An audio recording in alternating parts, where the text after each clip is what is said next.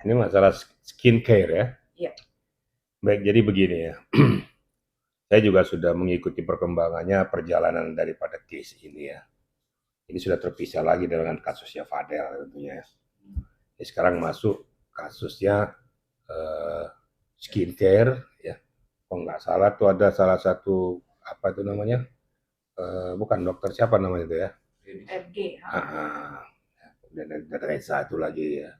Jadi gini ya, kalau bagi saya seorang mantan Karawat Sidik. Jadi jangan ada berandai-andai bahwa ini orang hebat, orang ini kemudian kasus bisa cepat atau kasus bisa lambat, tergantung situasional. Bagi saya pribadi ya, dan saya harapkan juga pada para penyidik-penyidik, cepat atau tidaknya naiknya dari penyelidikan ke penyidikan tentu adalah bagaimana pemenuhan alat bukti yang syah, kan gitu ya. Faktanya setelah penyidik mencari benang merah hal-hal apa yang disampaikan tadi, ditemukanlah pemenuhan itu. Korban jelas, yang diduga sebagai pelaku jelas, buktinya jelas ada transferan tuh, nggak salah dari 4M, 2M segala macam tuh ya.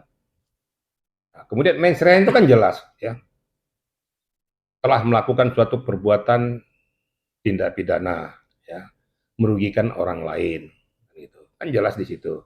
Dan bukti-buktinya faktanya ada di situ. Kan pemenuhan dua alat bukti kan sudah ada. Saksi ada. Nah, ngapain lama-lama? Kalau saya sebagai penyidik dulu, nggak nunggu 1 bulan, 1 minggu saya naikin langsung. Saya gelar perkara 1 minggu, naikin. Saya dulu begitu. Nah, kalau sudah selesai saya gelar, saya langsung cek, sudah dinaikin nggak?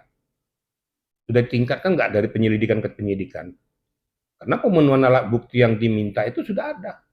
Nah sekarang Nikita Mirzani ini menurut ya hemat daripada penyidik Polda Metro Jaya ya telah memenuhi minimal 2 alat bukti itu, makanya dinaikkanlah ke penyidikan. Dalam penyidikan ini dicari benang merahnya siapa pelakunya. Ya, pelakunya ternyata Nikita Mirzani dengan asistennya, siapa Mail atau siapa tuh. Nah, saya hafal, saya ikuti gitu loh. Nah, biar jangan salah-salah kita ini, ya netizen juga jangan selalu cepat menjustis. Ya. Karena ada ketentuan yang telah dikeluarkan oleh Mahkamah Konstitusi. Ya. Penetapan tersangka itulah merupakan akhir daripada suatu penyidikan. Ya. Itu diterapkan di keputusan MK nomor 21 12 Romawi tahun 2014 yang diundangkan pada tanggal 16 Maret kalau nggak salah tahun 2015. Itu jelas. Jadi jangan lidik berjalan terus penetapan tersangka salah. Nah, itu gugur demi hukum, nggak boleh. Makanya di pra peradilan kan gugur. Artinya memang yang disebut-sebut oleh netizen ya katanya, oh mungkin aja dokter R ini Enggak lah. menyiram Nggak uang kan untuk nyiram segala macam. Ini kepolisian. kan sudah tendensius. Jadi seolah-olah dianggap bahwa penyidik itu kalau nggak ada duit nggak jalan gitu loh. Tapi kalau menurut hemat saya karena sudah pemenuhan 2 alat bukti itu apa yang mau dielakkan lagi atau ditolak. Sekarang mau disiram sama Reja berapapun itu kalau memang pemenuhan alat buktinya nggak ada, mau dipaksakan naik, ya kena polisi ya penyidiknya nanti. Nggak juga. Ayo kita berpikir positif lah. Saya tidak mengatakan bahwa mungkin aja ada terjadi seperti itu. Yang namanya oknum ya saya nggak tahu lah ya. Saya nggak mengatakan semuanya itu bisa bersih seperti apa yang netizen katakan. Mungkin ada beberapa case-case atau peristiwa-peristiwa yang mencoreng tubuh Polri ini sehingga semua mengeneralisir. Enggak lah ya. Ya. Polisi itu juga banyak yang baik-baik kok. Polisi itu juga banyak yang lurus-lurus kok. Ya. Banyak yang lurus-lurus ya. Bagi saya dulu sebagai Karuswati, sebagai uh, penyidik, jangan pernah kau membela yang salah. Ya. Tetapi belalah pencari keadilan itu.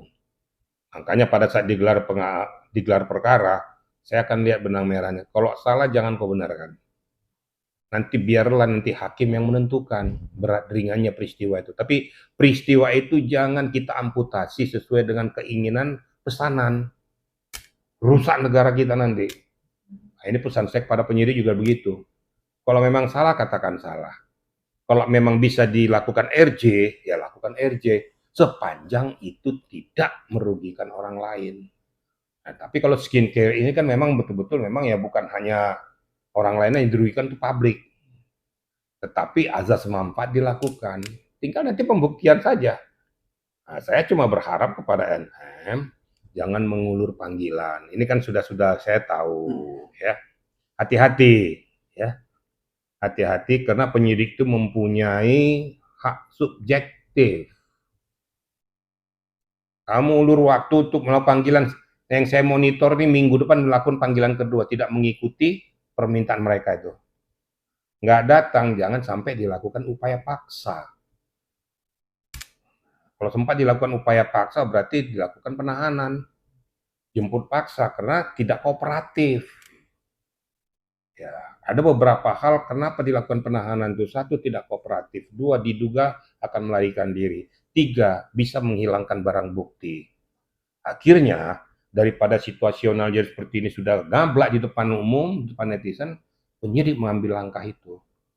Dilakukanlah pengekangan itu. Ya, dilakukanlah hak subjektif itu. Makanya dilakukanlah penahanan. Nah, sebelum ini terjadi, saya hanya berharap mengingatkan kepada yang bersangkutan kooperatif aja. Ya. Kooperatif, datangi, kemudian sampaikan pokok permasalahannya, ada kedua belah pihak itu berbicara dengan baik. Syukur-syukur tidak merugikan orang lain, sehingga RJ bisa berjalan. Tinggal tergantung bagaimana nanti kedua belah pihak dan apa yang akan ditentukan oleh penyidik. Kira-kira gitu ya. Kan ada tuh beberapa pasal kena, nggak salah itu dia juga kena ujaran kebencian juga ya.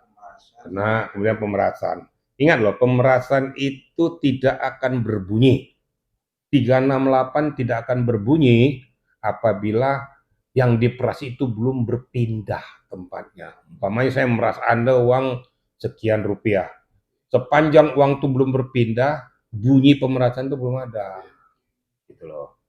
Diduga akan melakukan pemerasan, tapi seketika uang sudah berpindah dengan apa yang diperas, bunyilah pemerasan itu tindak pidana. 368 itu berbunyi. Dan saya lihat juga ada sanksinya yang 20 tahun kalau nggak salah itu ada yang memang layak untuk ditahan. Layak untuk ditahan. Tapi kan apakah peristiwa pidana ini harus ditahan? Kan nggak juga. Sepanjang itu kooperatif atau sepanjang penilaian daripada penyidik itu masih bisa untuk tidak ditahan. Atau mungkin ada kepentingan, ada keluarganya, ada anaknya, dan lain sebagainya. Kan ada pertimbangan-pertimbangan tuh. Tapi namun demikian itu semuanya adalah kewenangan daripada penyidik untuk melakukan langkah tindak lanjut itu. Saya mohonkan dengan sangat kepada netizen atau siapapun itu, kita jangan selalu negatif thinking ya. Mungkin ya apa namanya tuh pengalaman-pengalaman tuh merupakan jadi trauma gitu loh. Jangan-jangan begini, jangan-jangan begini, kan itu. Jangan-jangan disiram uang banyak maka jadi naikkan, tidak. Kalau seberapa besar pun yang kau siram, kalau memang tidak ada pemenuhan dua alat bukti yang sah, tidak akan mungkin jadi tersangka.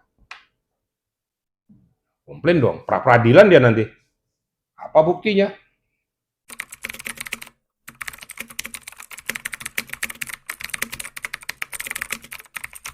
Nah, sekarang gini aja. Kan namanya seseorang yang diduga sebagai tersangka kan mempunyai hak untuk membela diri. Gitu? Itulah pembelaan dirinya, bahwa saya dikasih. Tapi menurut dari sebelah pihak seberang bahwa saya diperas, dipaksa, kalau enggak saya bongkar. Kan begitu kira-kira. Nah sekarang kan berdasarkan ya pemeriksaan daripada penyidik kan akan dilihat cross check antara keterangan daripada yang diduga sebagai tersangka dengan si pelapor. Ada nggak ketemu benang merahnya? Dalam perjalanan keterangan itu akan kelihatan. Ingat loh, penyidik itu akan melakukan pemeriksaan tuh dari mulai awal, dari mulai yang umum sampai yang spesifik. Nanti akan ketahuan tuh pada saat dioncei, kalau orang bilang dioncei tuh ya. Anda tahu nggak dioncei itu? Dikuliti gitu kan. Nah, kelihatan nanti tuh, oh ternyata di sini dia bohong. Karena antara keterangan yang di atas dengan yang di bawah tuh nggak nyambung. Nah, disuruh menjelaskan ulang lagi dia nggak nyambung dengan keterangannya itu. Tahuan di situ bohong dia. Nah, ternyata pengamatan penyidik bahwa pemenuhan itu udah pas. Nah, bahwa ternyata bukan diserahkan, tapi minta. Nah, naiklah jadi tersangka. Tapi dalam klausul hukum, ya, mau menyerahkan atau mau diminta, tapi kan sekarang yang dibela itu kan memang diduga juga melakukan suatu perbuatan juga, yaitu skincare-nya. Skincare-nya itu apakah dia didaftarkan di BPOM, ya, apa tidak, kan ada akreditasinya tuh, ya. Kalau dia didaftarkan di BPOM, dia akan diverifikasi, ya, akan diverifikasi strukturnya, bahannya, untuk apa, apakah ini sudah sesuai dengan struktur yang ada. Jangan-jangan nanti pada saat dilakukan itu saya katakan tadi terjadi overclaim atau underclaim, dan itu akan dilakukan tindakan dan bisa berbuah tindak pidana. Nanti akan BPOM akan melihat bahwa ternyata bahwa skincare yang dikeluarkan ini ada muatan tindak pidana. BPOM akan melaporkan muatan tindak pidana terjadi. Nah, kalau memang betul-betul peristiwa itu, kenapa nggak itu aja yang dilaporkan? Kenapa ada bargaining position?